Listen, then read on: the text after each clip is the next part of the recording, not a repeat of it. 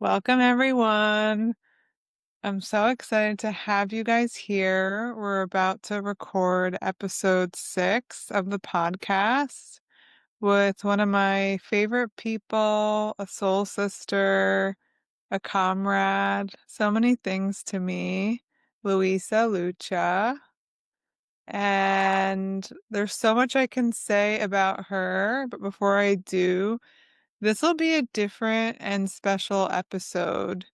I've been imagining hosting a sort of AMA with her for a long time for many reasons, but one of them is that we have very parallel views of the times that we're living in and the big shift that we're moving through. And so we decided to finally do that and open this up to our community members. So we'll be joined by interesting people with interesting questions, and it'll be a more interactive and very enlightening session. So before we get into all of that, I want to say welcome again to Luisa. I'm so happy to have you here. And I'll share maybe a little bit about her background and our connection. I like to start these episodes with like a meet cute, if you know that term of how we met. And we were at like a 50 or 70 person dinner, an opening event in Venice Beach for a beautiful new conscious entrepreneur co-working space. And everyone had to do intros. And I remember being very captivated by Luisa's intro. She described herself as a cosmologist, among other things. And the night went on. We weren't sitting near each other. And around dessert time, it was very free flowing. And I just noticed her by the desserts, enjoying a slice of cake in this like gorgeous rose enameled dress. And I went up to her, and I kind of think the rest is history. And I'll let you share your version of that, but the short intro for Luisa, but really you need to get to know her through our conversation, which you will, is that she is a real leader in the fields of consciousness, especially in human design and gene keys. She's an expert. I go to her. She's my go-to expert guide. She's a projector in human design, so she really has mastery of that system, or those systems, I should say. But she's also just a very clear channel and very clean energy. And she's really not defined by that. She has so much going on. She also is super gifted in embodiment work and tantra, and even practices shibari. And yeah, there's so many beautiful things I could share, but really you'll get to experience her energy directly. Louisa, do you want to add anything or chime in? Yeah, thank you. I definitely want to chime in. First of all, well, thank you so much for the beautiful introduction. And I think with Maxine and I, it's sort of like a mutual love fest. We just, yeah, we love and appreciate each other so much. And I just have so much respect for you, Maxine, for the work that you do. And we are very much on a similar wavelength and aligned in the way that we see a lot of the shifts that are taking place in the collective right now. And I love that you shared a little bit about how we met. Because yeah, I feel like that moment really really stands out for me.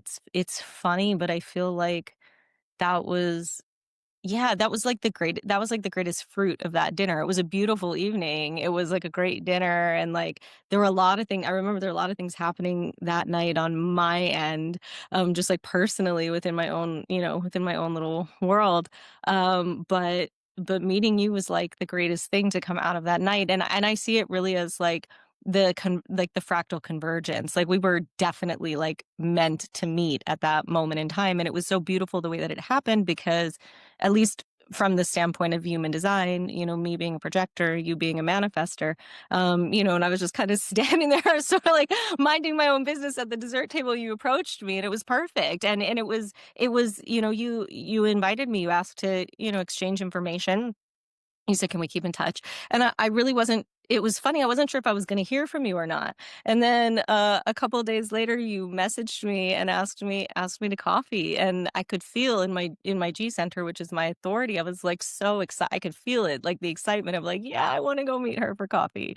And it was just such, yeah, like you said, the rest is history. It's just very simpatico, and so I'm grateful to be here and to be doing this with you. Yeah, and I feel we're just getting started in terms of how we each individually bring our work to the world and how we potentially collaborate. I really have felt that from the beginning, and I know we've explored various orientations, and this just felt like a really exciting way to do it. Yeah, I agree. I'm excited for the conversational element tonight for sure. And what we're gonna get into, and in a moment we can pause and shift gears, but what we're gonna get into is really for the next hour, hour and a half, exploring different astrological and cosmic markers for the times that we're living in. And while I've been doing this for a while now, a couple years, 2 or 3 years, I'm still amazed as every cycle and month goes by and how much more awakened people are and the collective consciousness is becoming, and how, as difficult as it may seem, things seem to be falling into place. So I would say there's still a lot of friction for me personally and in the field. And there's an understanding that comes with moving through these changes and this friction with eyes wide open, I would say. Totally. Yeah, it's an interesting one. I feel like it it comes in waves, sort of like the juxtaposition of like the friction and the awakening and like feeling enlightened and then like feeling the struggle. And I definitely noticed, at least for me earlier this year, I was struggling more with, like, the tension and the conflict, and it's actually while probably while we were transiting the 636 in the nodes, and so that element of, like, conflict and crisis was very much coming into play.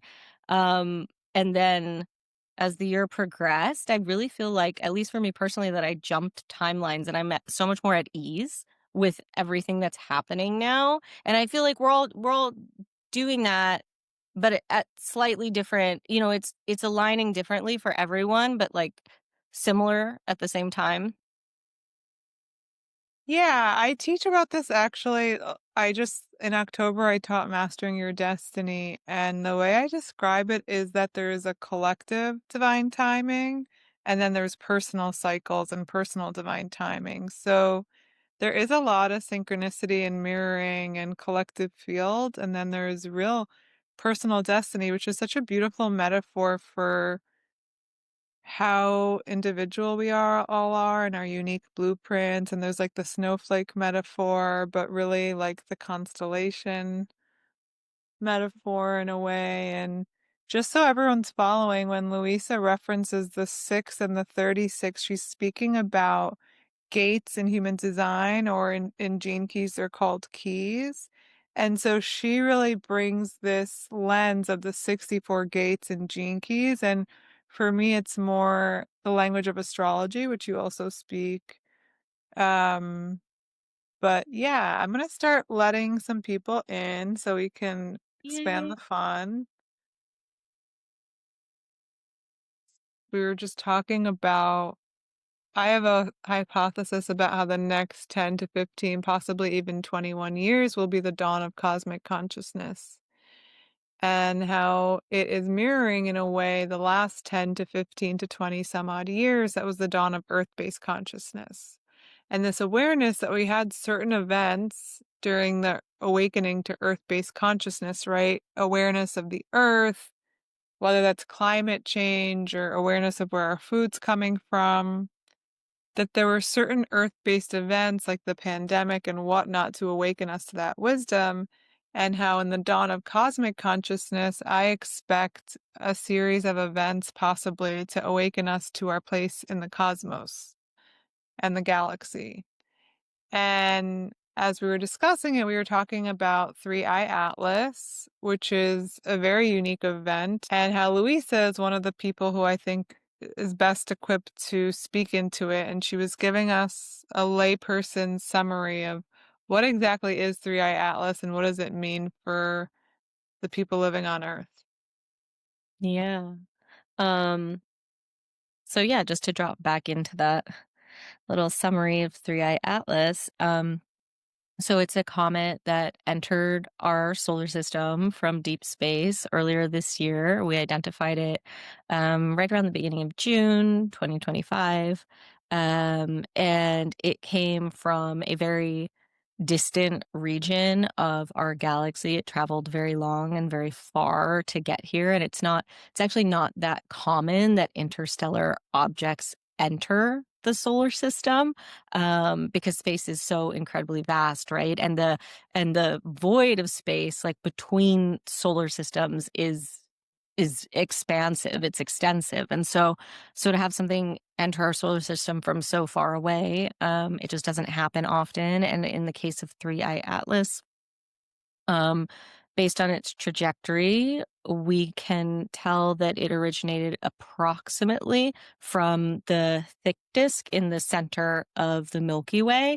And it's sort of this like aggregate of primordial star clusters. So like ancient star stuff, like the matter that like births solar systems. So this is like a region of the galaxy where all of that is not quite fully formed yet. And so this comet, um, it exhibits certain properties, certain qualities that we don't typically see in comets. It's unusual, and the reason it's unusual is because it's so old. Um, and yeah, I guess the way that I see it is like halfway as a scientist, halfway as a mystic. Like I'm sort of like half and half, right? And so I understand like some of the technicalities, but then I also view it as like, wow, this is like an ancient, it truly ancient, like this comet is billions of years old. It has traveled like millions of light years. That's significant. That is, that's consequential. And so this ancient consciousness has now entered our solar system, and it's carrying codes from the center of the Milky Way, from the center of our galaxy, from our ancient origins. And I don't think it's coincidence that we're almost like receiving this emissary. That's how I see it. Like we're receiving an emissary at this very pivotal time in our earthly history. Wow. And I just want to call out how incredible it is that you have both a scientific perspective and a mystical perspective. It's pretty rare. I don't know if you know too many people who embody both or connect both. Thank you. Yeah. Uh-huh. Well, it's kind of what we need. We need that integration and that convergence. And I feel as somebody who spent most of my life very left brain, and actually I was kind of a physics nerd in high school, pretty deep in physics. And I have an appreciation for the rational and the logic and the scientific side. And I see the same language of the convergence between the field of science and mysticism. I just feel there's so few people that walk both paths that we haven't achieved that integration yet in the collective, let's say. Although I will say on my trips and my journeys to Ojai, a couple times I've come across texts and books and published articles from astrophysicists or astronauts, Nobel Peace Prize winning astronauts. And David Bohm, for example, who's a very famous quantum physicist who used to spend time with Krishnamurti in Ojai, and they would sit and have these discussions and publish them about philosophy and quantum physics and science. So in a way, the quantum field and quantum physics, I don't know if I could call it mystical, but it is the study of energy. Violently nodding. Do you want to comment on that? Yeah, it's funny because in my book, that's coming out next spring, I actually talk about this. I talk about the idea that all magic has a mechanism, and what we deem quote unquote mystical is simply phenomena that we don't have a, a full understanding of, and really, um, at the root, they're one and the same. I think the the point that I was making, to kind of circle back to your original point, is when you say some people lean more towards science, some people lean more toward spirituality or mysticism. And what I'm ultimately saying is that they're one and the same. They're actually no different. It's just taking a different lens to the same thing. Like you have a particular like concept or phenomena or whatever, and it's how you choose to describe it. But you can you can really describe it either way. Neither is wrong, both are true. And at the end of the day, they're really one. So what we were just talking about is the scientific and the mystical. And what Luisa was sharing is really beautiful, this idea that they really are one and the same. And I love the way you frame it, that all magic has a mechanism. The way I talk about it, which is a little bit more zoomed out, is that 100 years ago, over 100 years ago, Albert Einstein changed the study and the science of physics as we know it and showed the world that energy matters. So we just had some Zoom tech issues, but we're back. And I thought it would be an interesting jumping off point to share.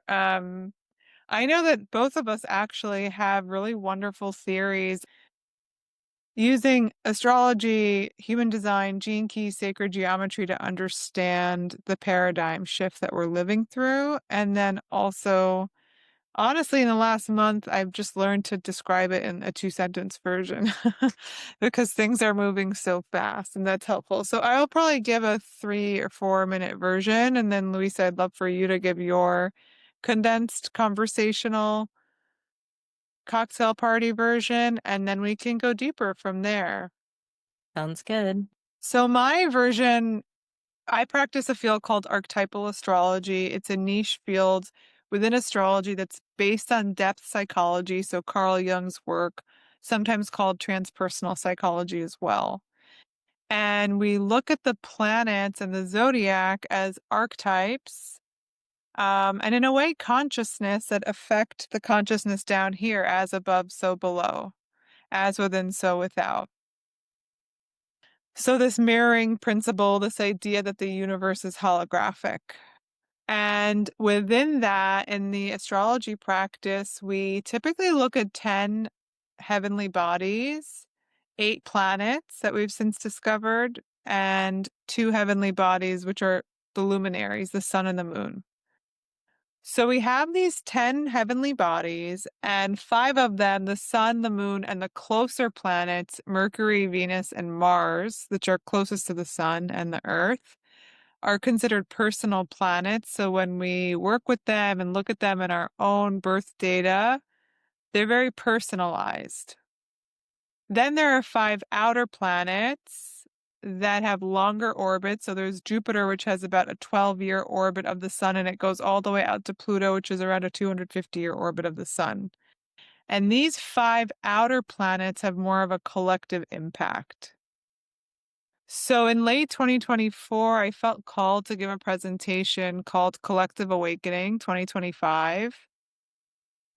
And as I was preparing for that presentation, what was coming through was that the 3 furthest away planets, the furthest being Pluto, then, which I said around a 250-year orbit cycle.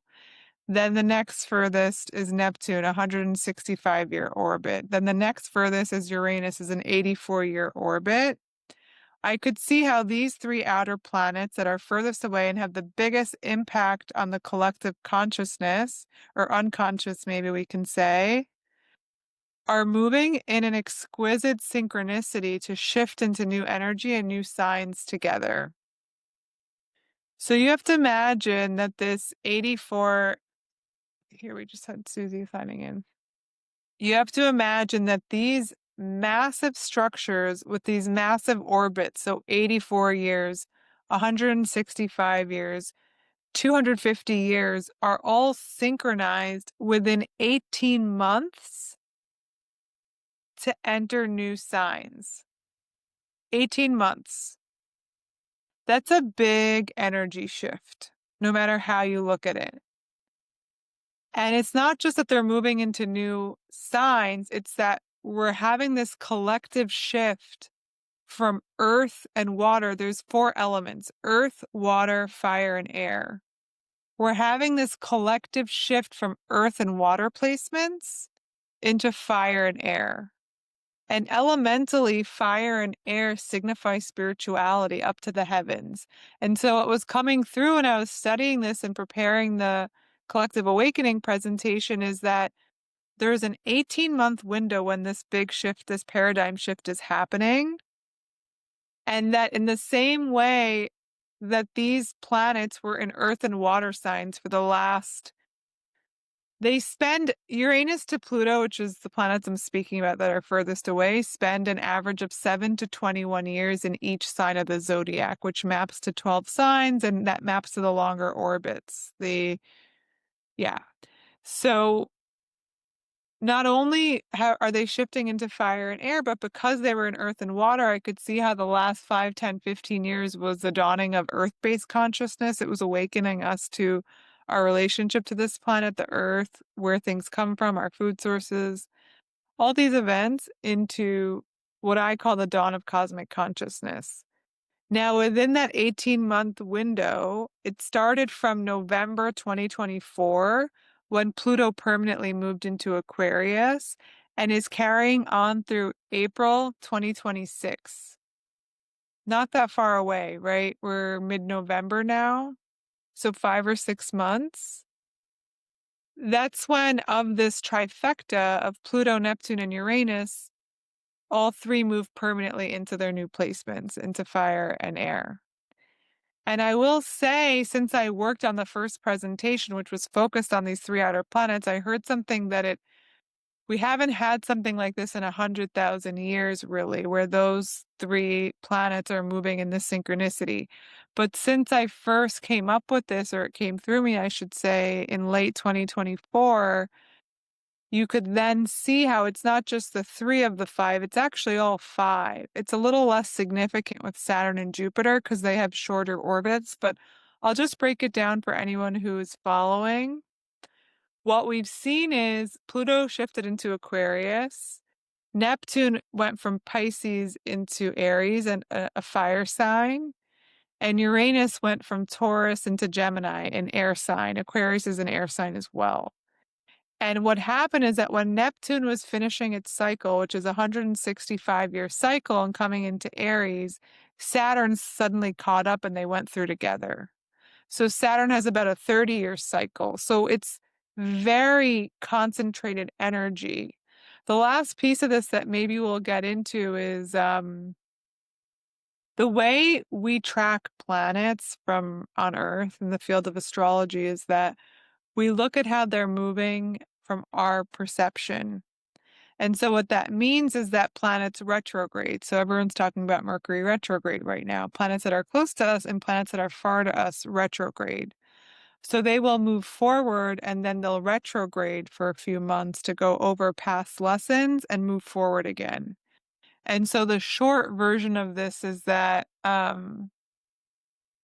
the reason it's 18 months is that I call it like a planet will go into the next sign for a test drive and then retrograde and come back and then it's permanent. When I say permanent, I mean it's not moving into the old energy, the old placement again. And so what I'm seeing in this 18 months that we're a year into, we're 12 months into this 18-month window, 12 months and counting, is that Saturn kind of joined the party, and then the planets are retro. Neptune and Uranus aren't quite at the final step. Pluto's at the final step. It's in Aquarius. It's not turning back. Next up in January, end of January, Neptune permanently goes into Aries. And finally in April, Uranus permanently shifts into Gemini. What I'm seeing is they did the journey back and now are getting all ready to go, and Jupiter caught up. And so the fifth planet, again, it's a little less important because it has a shorter cycle, but the fifth planet caught up and joined the party. And so it's not a trifecta, it's like a pentagram. It's all happening. And I'm sure there's other synchronicities with the other planets, and I can speak into some of the consciousness shifting that's happening, but I just want to leave you with the gravity of this. That in an 18-month window, we're talking about months, not years. There's a new paradigm that's landing on this planet. And everybody who's here right now, and certainly the people who are here and awakening to a different version of reality on this planet, is part of that shift. It's not happening to us, we're a part of it.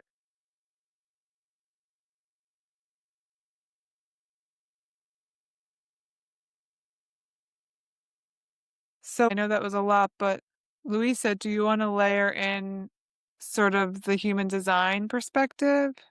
Totally. Yeah, no, I would love to do that. And I want to say, first of all, thank you for this share. It's interesting because you have the language of astrology and I have the language of human design, and they're similar but also different. And I cross over a little bit into the astrology, and you cross over a little bit into the human design. Like yeah, we mirror each other in that way. And I think a lot of what we say, we're really analyzing like the same thing, but we're just using like a slightly different lens for it.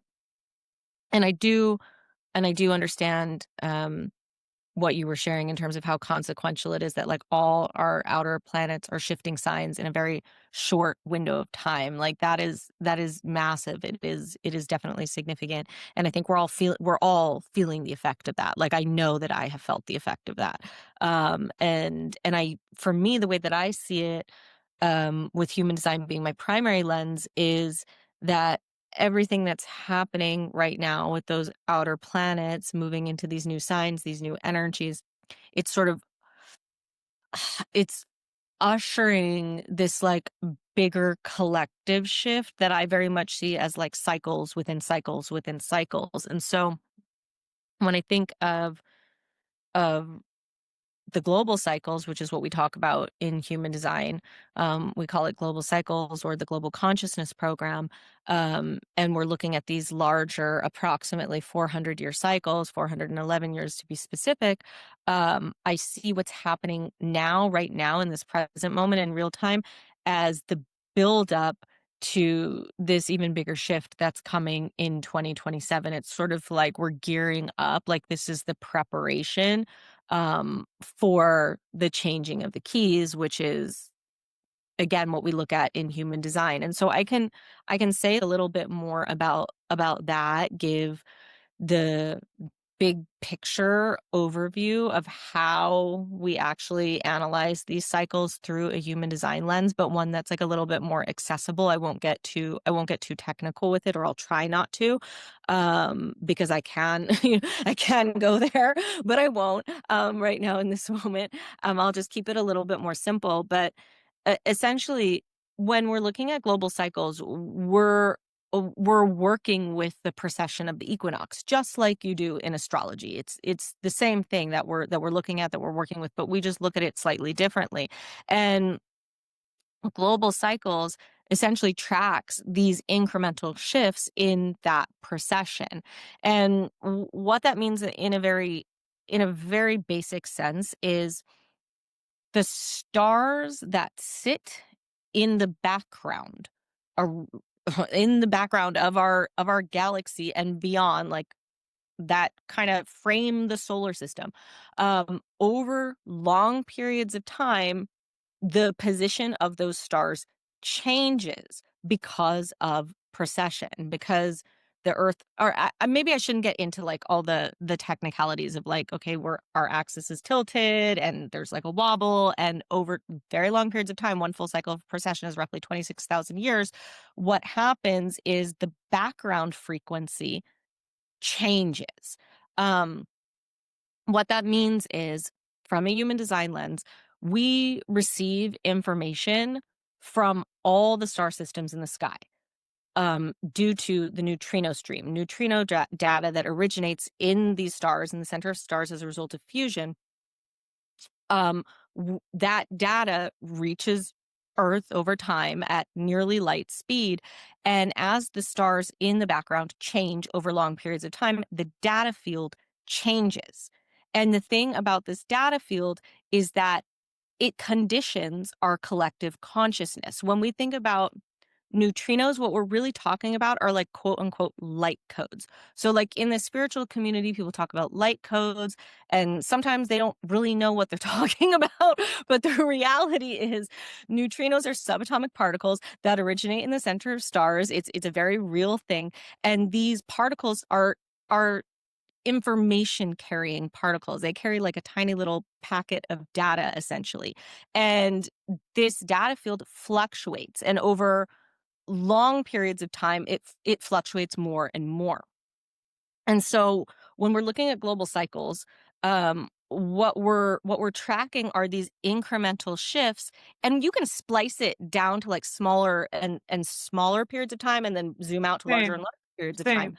Yeah, you can like break it into different metrics essentially, but it's all part of the same larger pattern. So essentially, with global cycles, we're looking at the the shifts, the changes in this data field over time, and how that influences life on Earth, how that influences our consciousness field here on Earth. Because as Maxine was saying, in the field of archetypal astrology, we use very much the same principle in human design, that the microcosm is a reflection of the macrocosm and vice versa. That concept of as above, so below, absolutely carries through within the field of human design. And so everything that we're experiencing here on Earth is affected by what's going on out there. And in human design, it's simply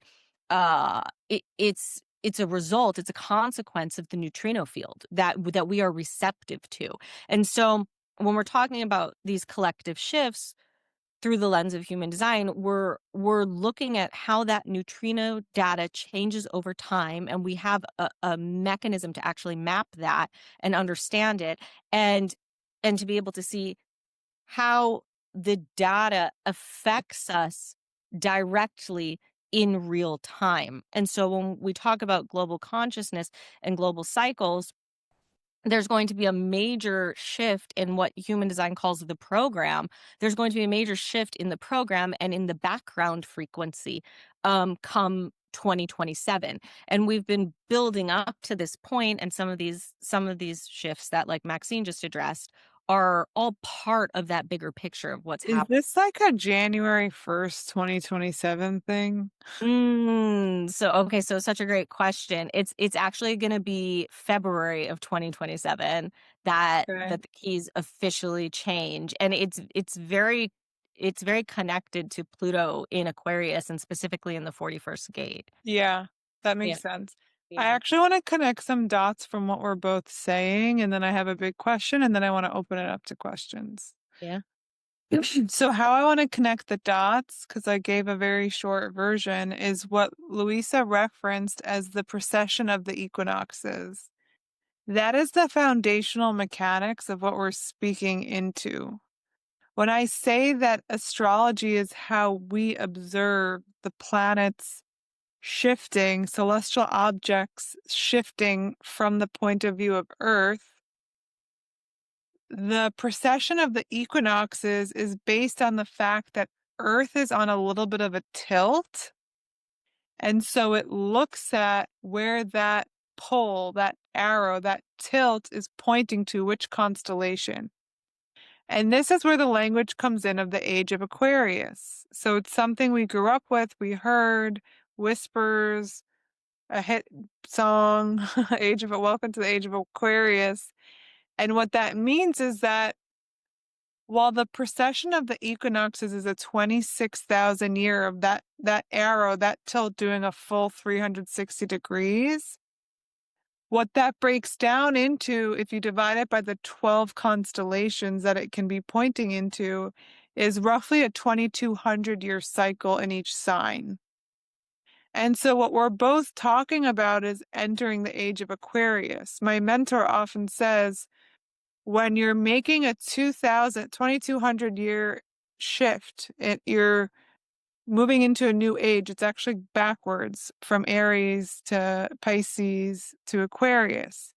It doesn't happen overnight, actually, for a 2,000 something year shift. You feel it come on in stages.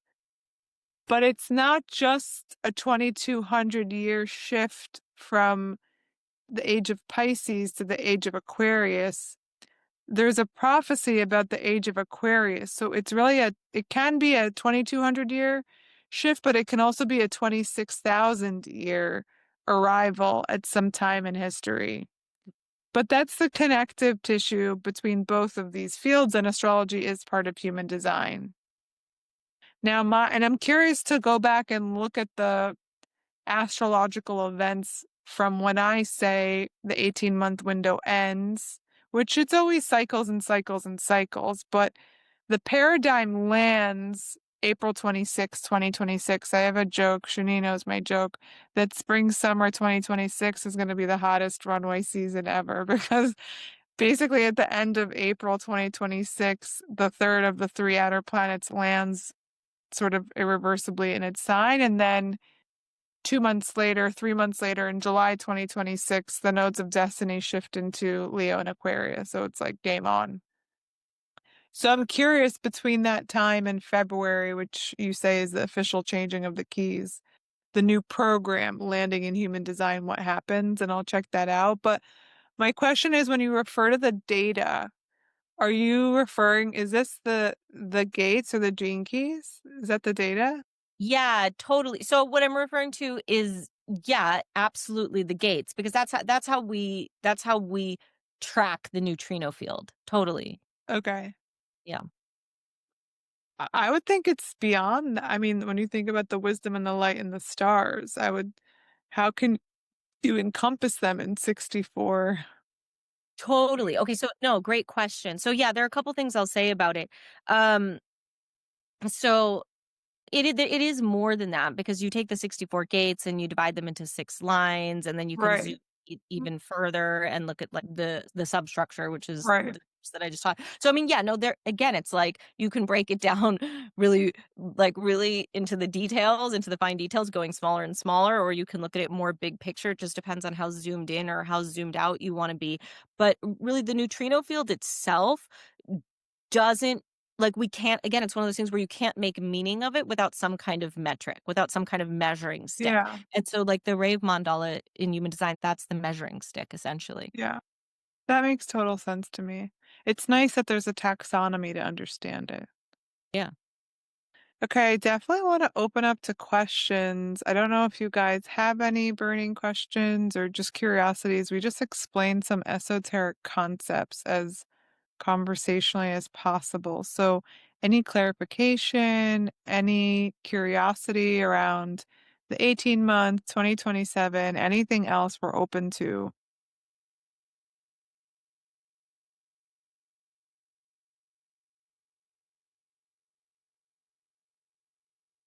And if there's nothing so present, we can definitely keep unraveling the conversation.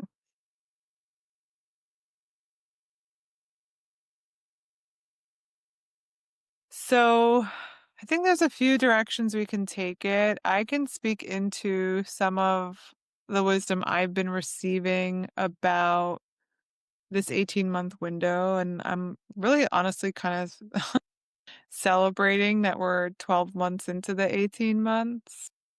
And I say that not, I just, what I've been receiving is every single month, there is so much progress, there is so much ending and beginning, there is so much death and rebirth. there's so much power coming through. There's so much truth coming true. That's really the word of this month, Scorpio season, and this powerful new moon. There's a lot of truth. It's like you can't look anywhere without seeing a really clear mirror of what's happening. And it's intense. I told Jesse, my partner recently, I feel like I'm in a fun house. Like there's just a lot of reflection going on. I can sort of color in the 18 months a little bit more if that's interesting for people. I think the short version of that is that one way to think about this is that 2025 in numerology is a number 9, which is the end of a cycle. And so there's been a lot of death and destruction in 2025. Here in Los Angeles, we felt that very viscerally when we started this year in January. We really led with it, I would say. And when we think of ending a number 9 year, the end of a cycle, it wasn't just a 9 year because it's the year that Saturn and Neptune finished their orbits of the zodiac. So for Saturn, it was a 30-year cycle. For Neptune, it was a 165-year cycle. These are cycles upon cycles upon cycles, but it's the same theme. And increasingly, how I'm seeing it, um, a lot's collapsing.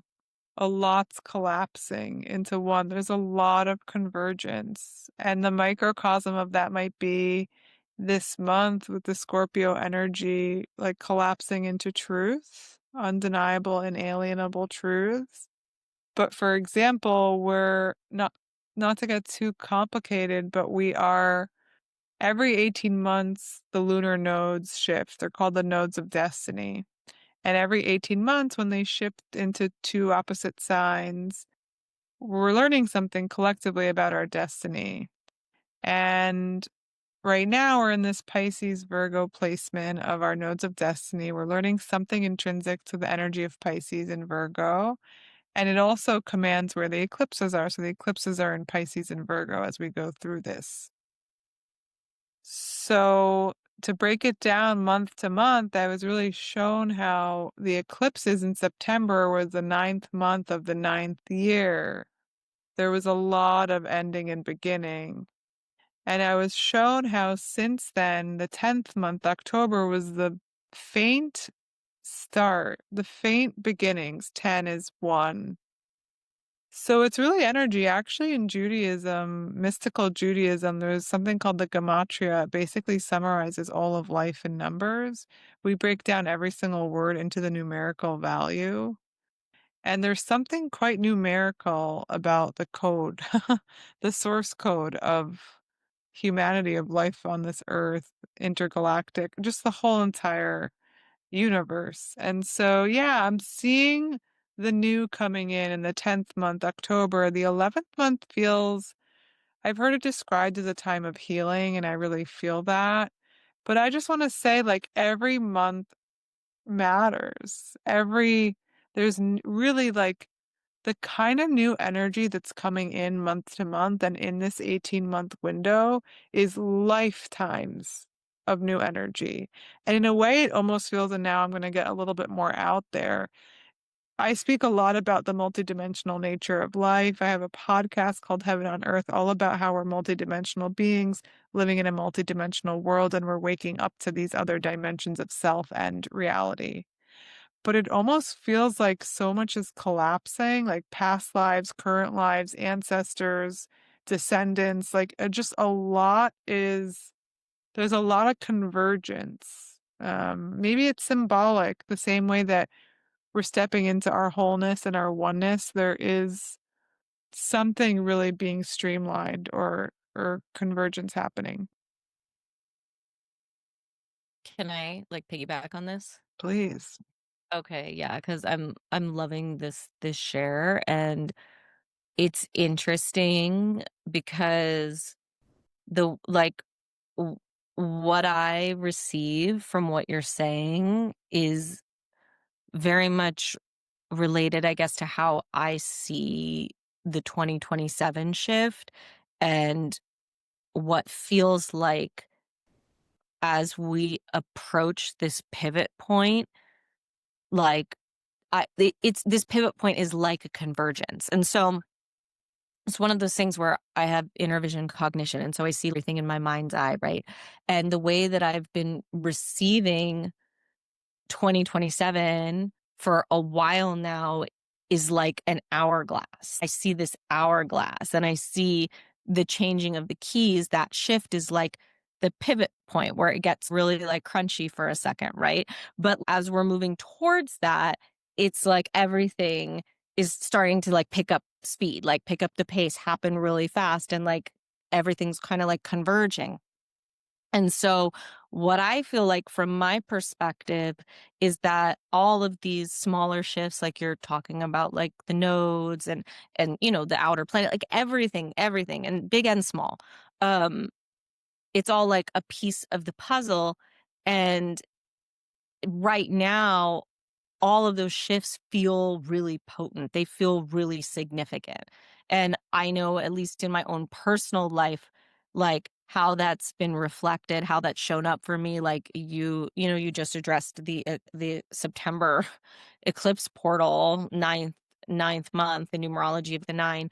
Um, and that had an absolutely massive impact on my life. That particular eclipse, the September eclipses, whoa. And yeah, I'm a Virgo Pisces in my sun earth, so I would feel that like pretty pretty potent. I get it.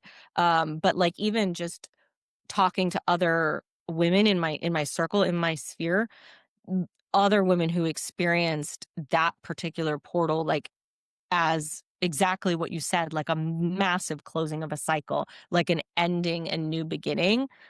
I really felt that, and I know other people who have felt that as well in their own ways. And again, going back to this idea that like the microcosm is a reflection of the macrocosm and vice versa, but how this is showing up in our personal lives from one person to the next could be quite different. Yeah, could be quite different. How it shows up for us individually, but it's all a reflection of a much, bigger, bigger cycle. And so I'll hand it back to you. But there was I'll definitely add something something. to what you're saying, and if the thought comes Yeah. back, please share it. Something I love to do, and it was a big part of the Mastering Your Destiny journey we just did, is I have this joke that I was kissed by the cosmos because I had a totally different life. I was a Harvard MBA, vice president, executive. I was doing all this other stuff, and now look at me. I'm an archetypal astrologer. I mean, I'm many, many, many things, but so my joke, partly the short version of that is that I was kissed by the cosmos. And the truth is that we've all been kissed by the cosmos. We've been kissed by the cosmos from the day that we were born.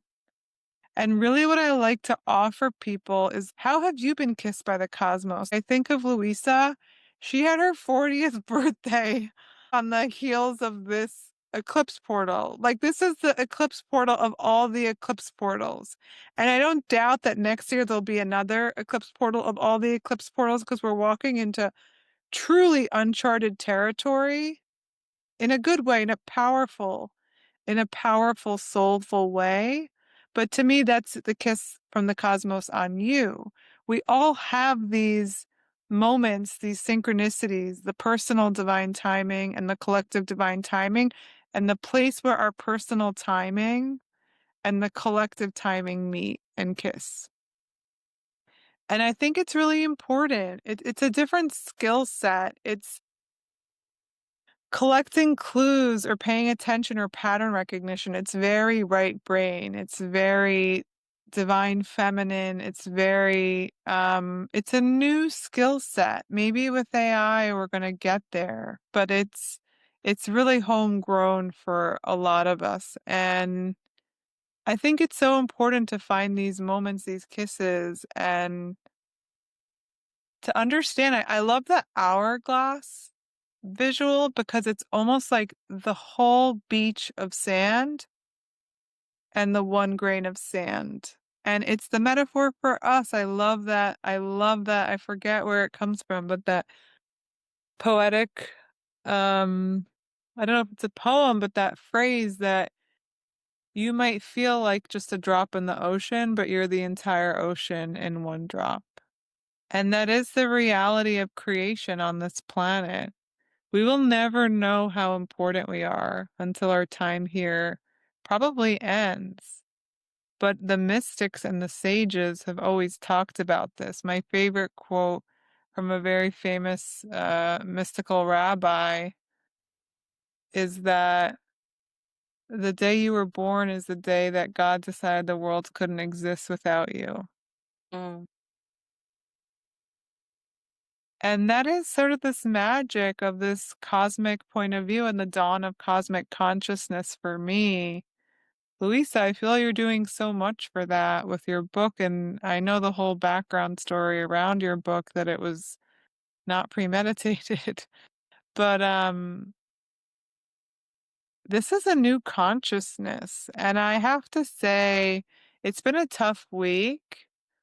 There are highs and lows on this journey. It's been a tough week. It feels very tender right now in this Scorpio season and the stellium and the new moon, and it can feel very lonely.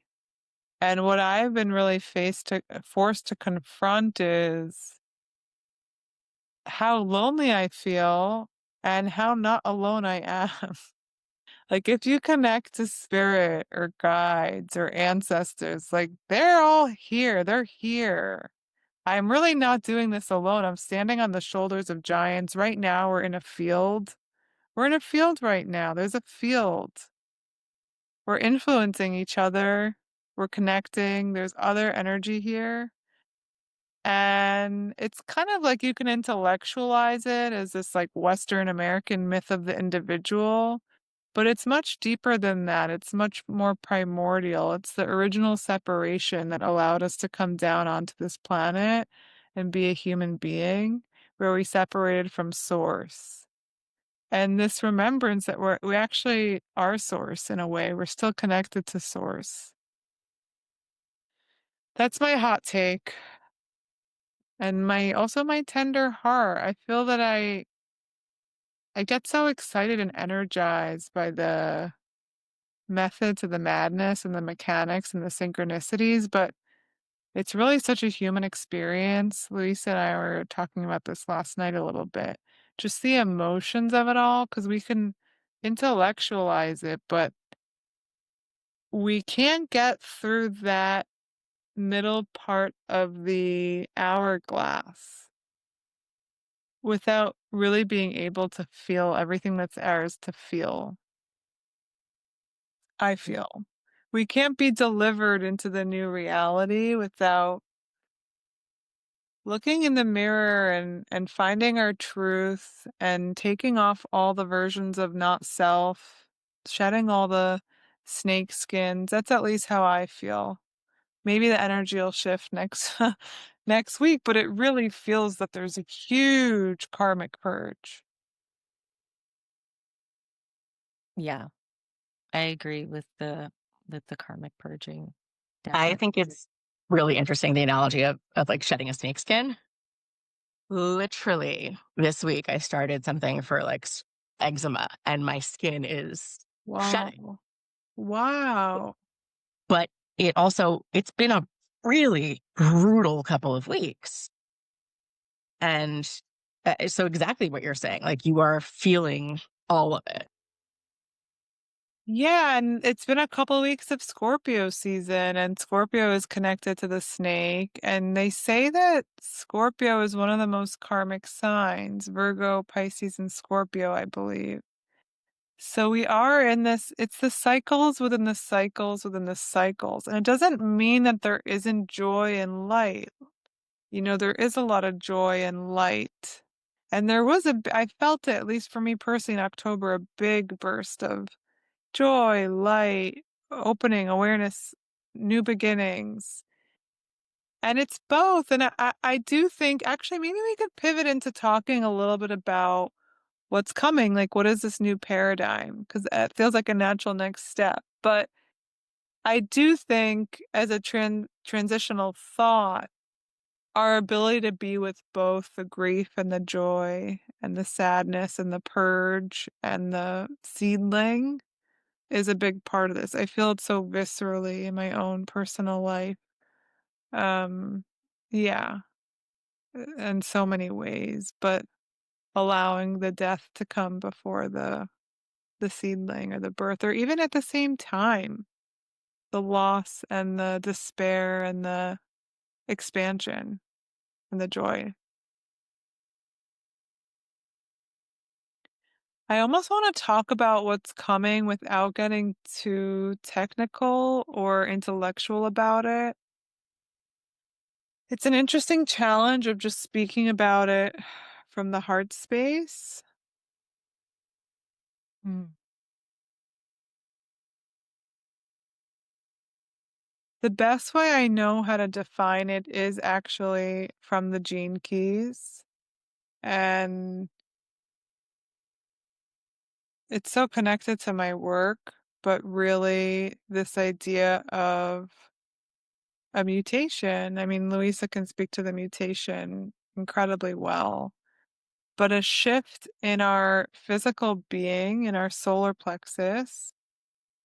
And I love telling people this, that the solar plexus we think of, I like to see this area here, it's a chakra, kind of connected to the heart, but a little bit further.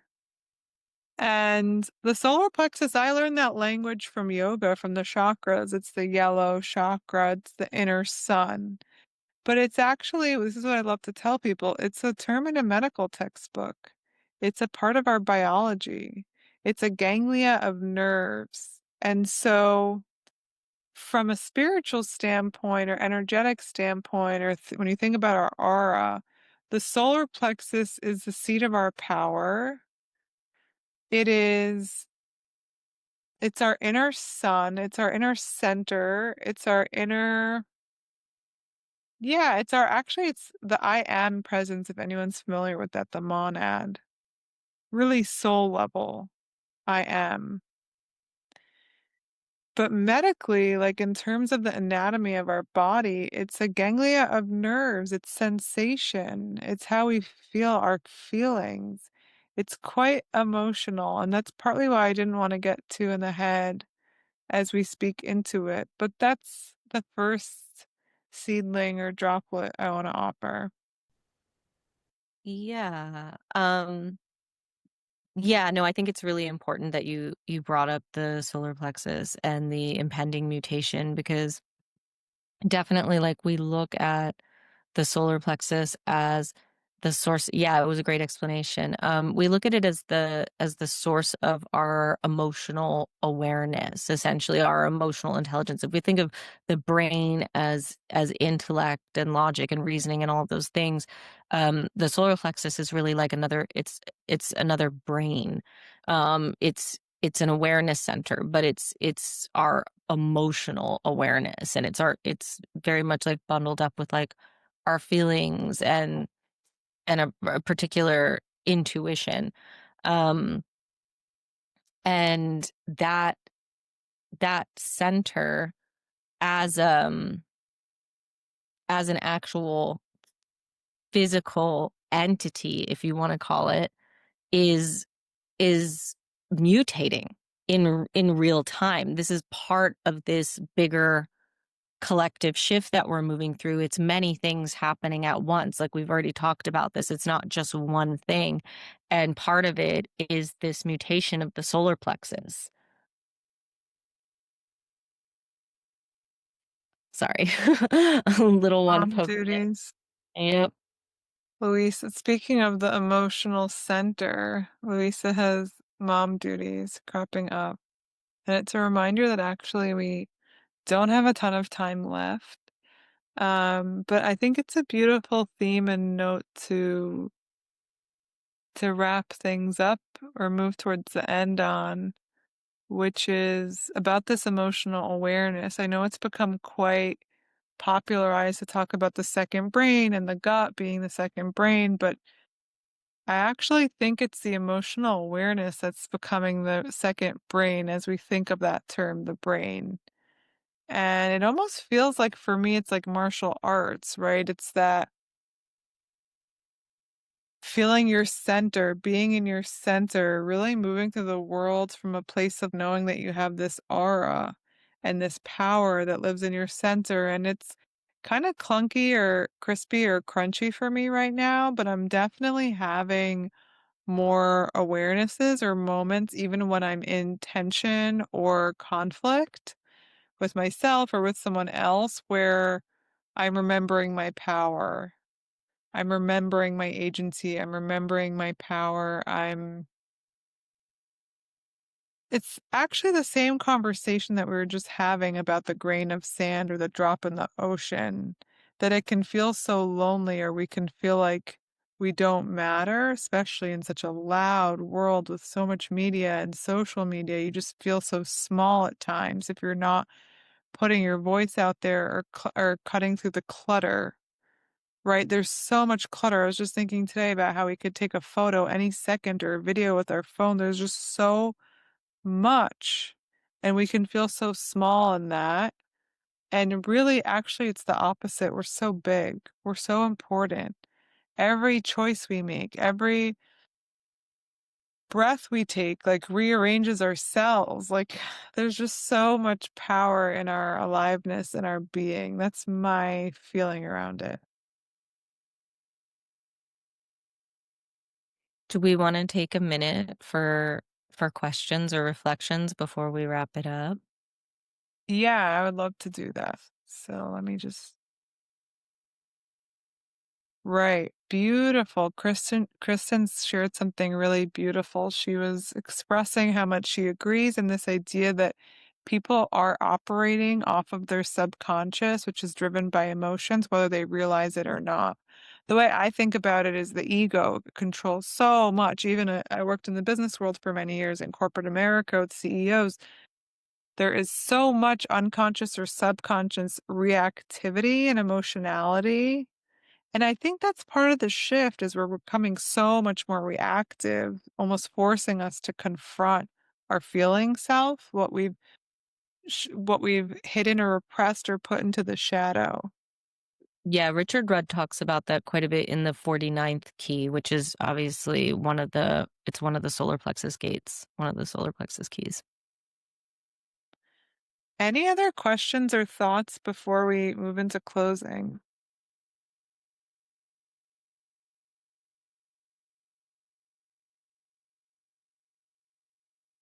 Me says, mm.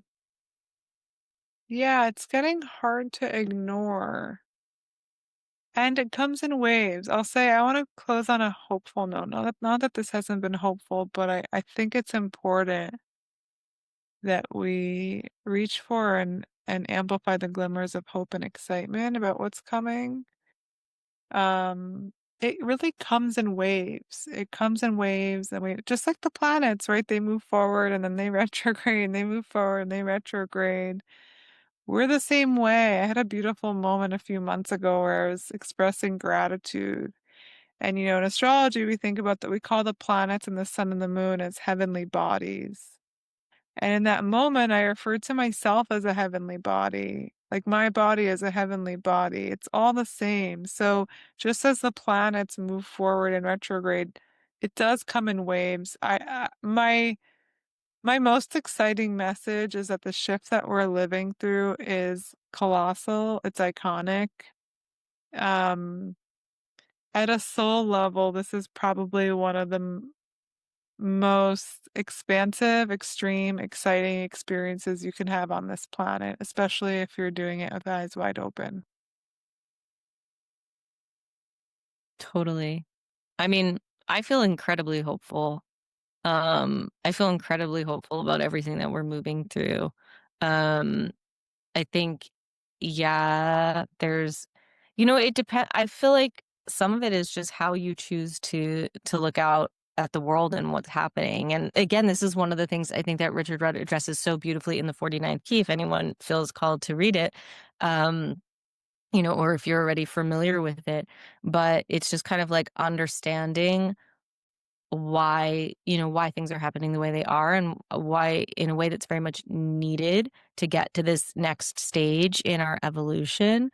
Um, and if anything, like, yeah, it's not to say it doesn't come with its challenges, but ultimately it's a necessary part of the evolutionary process, and I really believe that we're on to bigger and better things.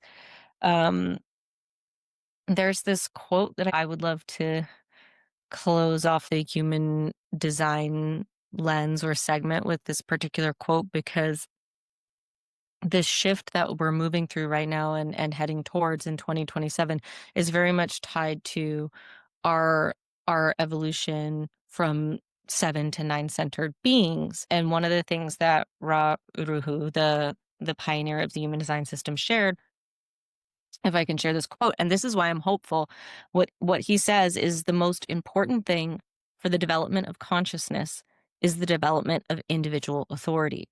It's not about survival. The 9 centered being's survival should be a given.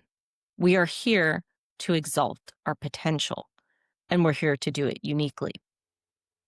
And what that really means to me is we're moving out of an age that was all about survival, where we were focused simply on survival, this 7 centered programming, this 7 centered consciousness. And we're moving towards an age that is really geared to exalting our potential.